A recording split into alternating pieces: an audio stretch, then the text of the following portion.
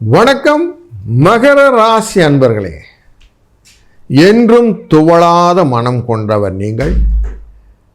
எவ்வளவு தூரம் நீங்கள் உங்களுடைய உழைப்பை பயன்படுத்தி கொள்ள முடியுமோ அத்தனை விதமான ஐடியாஸையும் கரெக்டாக க்ரியேட் பண்ணி வைத்துக்கொள்ள உங்களுக்கு இந்த நவம்பர் மாதத்திலே தொழில் அடிப்படையிலே தொழிலிலே துலாஸ்தானத்திலே இருந்த நவம்பர் 16ஆம் தேதி வரைக்கும் இருக்கக்கூடிய சூழ்நிலையில் சூரியன் அங்கே உட்கார்ந்துருப்பார். அதனால் பண வரவை ஏற்படுத்தக்கூடிய வாய்ப்புகள் நிறைய இருக்கும். நவம்பர் 17க்கு அப்புறம் கார்த்திகை மாதத்தில் தன்னுடைய மூமெண்ட்டை 11ஆவது இடமான லாபஸ்தானத்தை கொண்டு வந்துடுவார் சூரியன். அப்போது சந்தோஷம் நீடிக்கக்கூடிய சூழ்நிலை காட்டுகிறது. நீச்சம்ங்கிற தன்மையிலேருந்து பண வரவை கொஞ்சம் அவுட்ஃப்ளோ நிறைய கொடுக்கக்கூடிய சூழ்நிலையை கொண்டு வருவார்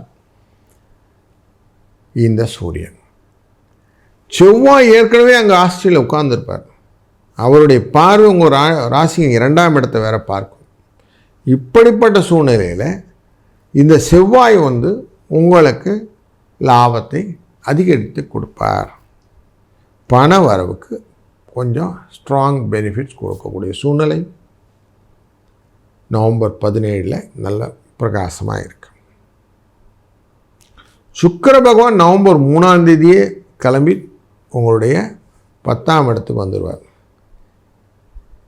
இது தொழிலிலே சுக்கிரன் அமர்ந்தால் உங்கள் தொழில் சில மாற்றங்களை காணும். முக்கியமாக சுபிட்சமாக லாபங்களை பெறுவதற்கு கலக்கங்கள் வருவதற்கு வாய்ப்பு உண்டு. அதனால் கொஞ்சம் எச்சரிக்கையாக உங்களுடைய காய்களை நகர்த்த வேண்டிய காலகட்டம் இது. வரவு அதிகரிக்கணும்னு எண்ணம் வரும்போது ஒருத்தர் காற்றை பிடிங்கி விடுற மாதிரி இருக்கும். இதுதான் அங்கே கொஞ்சம் எச்சரிக்கையாகவும் இருக்கணும். இந்த சுக்கிரன் தன்னுடைய பார்வையை எப்படி வைக்கிறார் பாருங்கள்.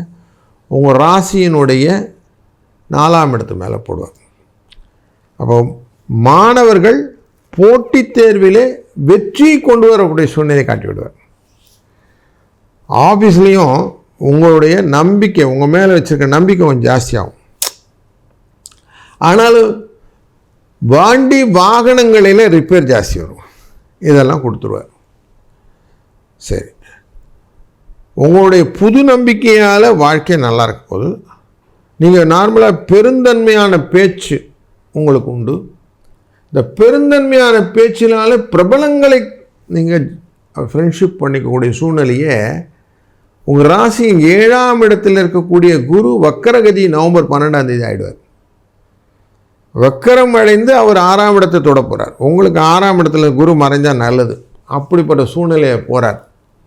தன் பார்வையை எகன் உங்கள் ராசியினுடைய நாதனான சனி மேலே வைப்பார்.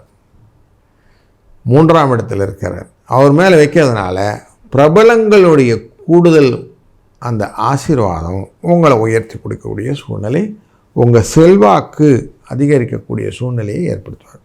அப்போ புதிய அறிமுகம் செல்வாக்கை தரும் அப்படிங்கிற கிளியர் பிக்சரும் தெரிந்துவிடும்.